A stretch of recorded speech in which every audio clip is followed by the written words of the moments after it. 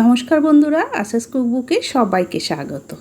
আবারও আমি একটা তোমাদের জন্য নতুন রেসিপি নিয়ে চলে এসেছি। আজকে নিয়ে এসেছি আমি ডিম ভাপা রেসিপি। এটা খেতে কিন্তু খুবই সুস্বাদু হয়, ছোট বড় সকলেই ভীষণ পছন্দ করে। এই ডিম ভাপা রেসিপি বানানো ভীষণ সহজ একেবারে।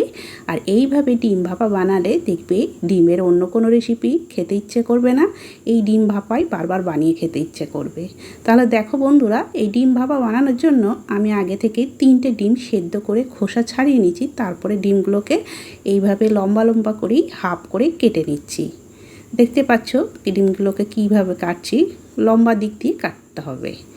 আর কাটতে হবে একটু খুব সাবধানে, কেন এই কুসুমগুলো কাটার পর বেরিয়ে যেতে পারে, তাই সাবধানে কেটে নিতে হবে। এবার ডিমের মধ্যে দেখো অল্প একটু লবণ আর খুব সামান্য অল্প একটু হলুদ গুঁড়ো দিলাম, দিয়ে ভালো করে মাখিয়ে নেব। খুব বেশি না, একেবারেই অল্প লাগবে, দিয়ে মাখিয়ে নিতে হবে। একটু সাবধানে করতে হবে, কেন কুসুমটা বেরিয়ে যাওয়ার চান্স থাকে, তার জন্য এইভাবে সাবধানে করতে হবে। এইবার এটা ভাপা করার জন্য মশলাগুলো লাগবে সেটা রেডি করে নিচ্ছি। একটা দেখো মিক্সিং জার নিয়েছি, তার মধ্যে দিলাম 1 চামচ সাদা সর্ষে। আর এখানে দেখো কালো সর্ষে নিয়েছি, একেবারেই অল্প অল্প একটু দিয়েছি, কেন কালো সর্ষে দিলে একটু টেস্টটাও ভালো হয়, তাদের খুব অল্প দিলাম। 1 চামচ দিলাম পোস্ত, আর এখানে 7 থেকে 8টা কাজু দিয়ে দিলাম। দিয়ে এগুলোকে শুকনো অবস্থায় আগে একটু গুঁড়ো করে নিচ্ছি। দেখো শুকনো অবস্থায় আগে একটু গুঁড়ো করে নিলাম। এইভাবে গুঁড়ো করলে তাহলে পেস্টটা ভালো হবে। যেহেতু আমি এগুলো আগে ভিজিয়ে রাখিনি, ভিজিয়ে রাখলে এইভাবে গুঁড়ো করতে হবে না, সাথেই জল দিয়ে পেস্ট হয়ে যাবে। এইবার 4টে লঙ্কা দিলাম, দিয়ে অল্প একটু জল দিয়ে এটাকে একদম ভালো করে দেখো পেস্ট করে নিলাম। এইভাবে পেস্টটা তৈরি করে নেবে। আর পেস্টটা কিন্তু খুব একটা পাতলা করিনি, দেখতেই পাচ্ছ এইরকম পেস্টটা তৈরি হবে। এবার যেটাতে ভাপা বানাবো টিফিন বক্সের মধ্যে, সেই টিফিন বক্সটা নিয়েছি, মানে টিফিন কৌটো। এবার সমস্ত মশলাগুলো দিয়ে দিলাম। মিক্সিং জারে লেগে আছে কিছুটা, তাই অল্প একটু দেখো জল দিয়ে দিচ্ছি। অনেকটাই লেগে আছে, তাই অল্প সামান্য জল দিয়ে দিলাম। এইবার ওর মধ্যে দিয়ে দিচ্ছি হলুদ গুঁড়ো, খুব সামান্য দিলাম হলুদ গুঁড়ো, যেহেতু এখানে 3টে ডিম সেই হিসাবে কিন্তু আমি মশলাটা রেডি করেছি। আর অল্প একটু দিলাম কাশ্মীরি লঙ্কার গুঁড়ো। এবার সব কিছু ভালো করে মিশিয়ে নিচ্ছি।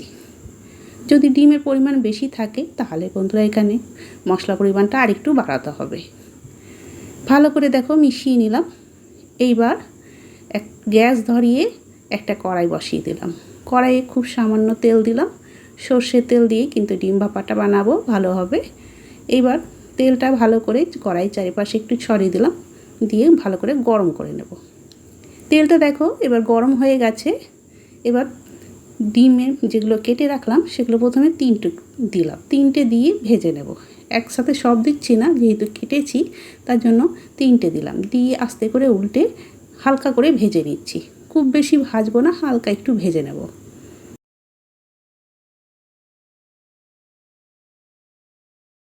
আরেক দিক ভাজা হয়ে গেছে, আমি আরেক দিক এবার উল্টে দেব, দিয়ে তুলে নেব। দুদিকে আমি হালকা করে ভেজে নিলাম। এইবার ডিমগুলো কড়াই থেকে তুলে নিচ্ছি।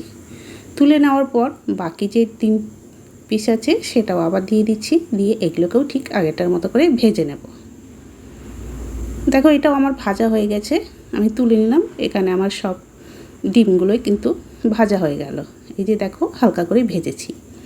এবার ওই তেলের মধ্যেই একটা পেঁয়াজ কুচি করে রেখেছিলাম, সেই পেঁয়াজ কুচিটা দিয়ে দিলাম, দিয়ে নাড়াচাড়া করে পেঁয়াজটা অল্প একটু ভেজে নেব।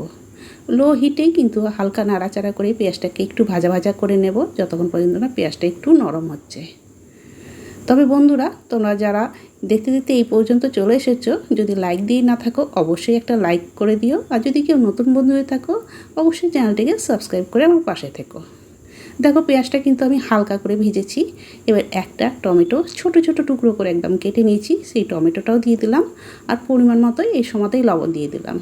আগে আমি কোনো লবণ দিইনি, এই সময়তেই দিলাম লবণটা। দিয়ে এবার আরেকটু নাড়াচাড়া করে টমেটোর পেঁয়াজটা ভাজা ভাজা করে নিচ্ছি। লবণটা দিলে টমেটোটা খুব তাড়াতাড়ি নরম হয়ে যাবে, তার জন্য এই সময়তেই লবণটা দিয়ে দিলাম। দিয়ে নাড়াচাড়া করে কিছুক্ষণ ভেজে নেব, টমেটোটা যতক্ষণ কাঁচা গন্ধ চলে যাবে আর যতক্ষণ না একটু টমেটোটা নরম হবে।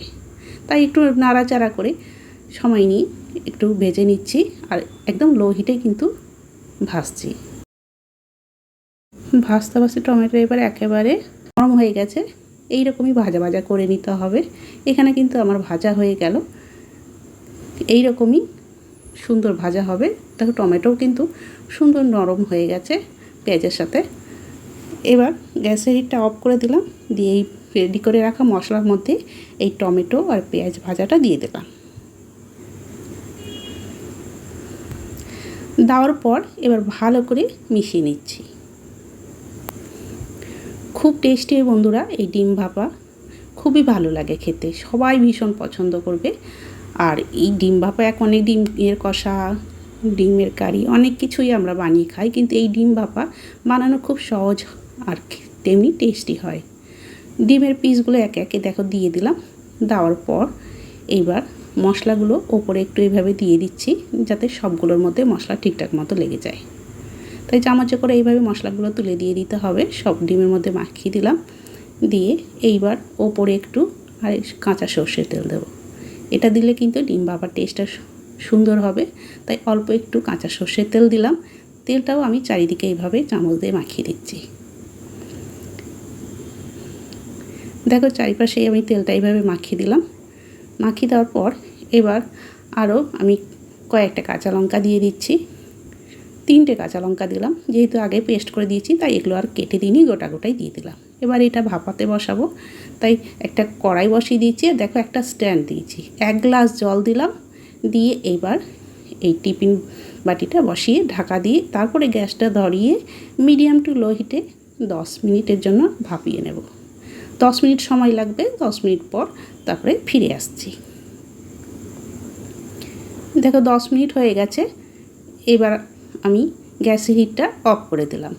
তারপরে এটা একটু ঠান্ডা হলে তারপরে তোমাদের দেখাবো। যেহেতু এখন প্রচুর গরম অবস্থায় টিফিন কৌটোটা খোলাও যাবে না, তাই একটু ঠান্ডা হলে তারপরে তোমাদের কাছে দেখাচ্ছি। দেখো একটু ঠান্ডা করে নিয়েছি, এইবার খুলে নিলাম। দেখতে পাচ্ছ কতটা সুন্দর হয়েছে, কালারটাও সুন্দর এসেছে, তার সাথে টেস্টও কিন্তু অসাধারণ হয়। বানানো তো দেখতেই পেলে একেবারে সহজ। এইভাবে যদি ডিম ভাপা বানাও দেখবে দারুণ লাগবে খেতে, ভীষণ ভালো লাগে। আমার তো ভীষণ ভালো লাগে, আমি মাঝে মাঝেই বানাই। তোমরাও কিন্তু অবশ্যই একবার এভাবে বানিয়ে খেয়ে দেখো, আর যারা বানিয়ে খেয়েছো তারাও কিন্তু জানাবে কেমন হয়। অনেক রকমভাবেই ডিম ভাপা সবাই বানিয়ে খেয়েছো, কিন্তু আমি যেভাবে দেখালাম এইভাবে যদি বানিয়ে খাও দেখবে স্বাদ কিন্তু দ্বিগুণ হবে। একবার বানিয়ে খেয়ে দেখবে স্বাদ কিন্তু ভুলতেই পারবে না, এতটা টেস্টি হয়। তাহলে বন্ধুরা আজকের আমার এই ডিম ভাপা রেসিপি তোমাদের কেমন লাগলো কমেন্ট করে কিন্তু অবশ্যই জানাবে। ভালো লাগলে বন্ধু ফ্যামিলির সাথে বেশি বেশি করে শেয়ার করে দেওয়ার অনুরোধ রইল। তাহলে আজকের মতো আমি এখানেই শেষ করছি। আবার একটা নতুন রেসিপি নিয়ে চলে আসবো। সবাই ভালো থেকো, সুস্থ থেকো। সবাইকে অনেক অনেক ধন্যবাদ জানিয়ে আজকে আমি এখানেই শেষ করলাম।